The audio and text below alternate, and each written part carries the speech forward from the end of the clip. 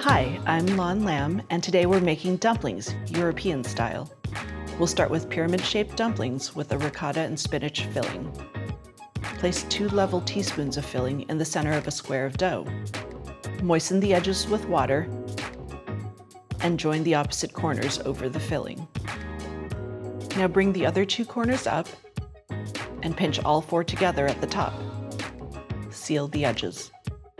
Once your seams are nice and tight, they'll be ready for the skillet. You can boil these guys too. And for our final dumpling demo, we're using homemade pierogi dough. It's enriched with eggs and sour cream, easy to work with, and delicious. Roll out the dough and cut it into circles with a cookie cutter. We've got a potato and cheese mixture for our pierogis. Put a tablespoon of the filling in the center, fold in half, and seal.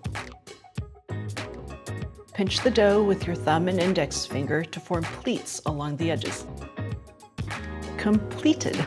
Yes. And proceed with pan frying. There you go. Serve your dumplings as soon as you can. Thanks for watching. Tell us what you thought of this how-to in the comments below and hit that subscribe button.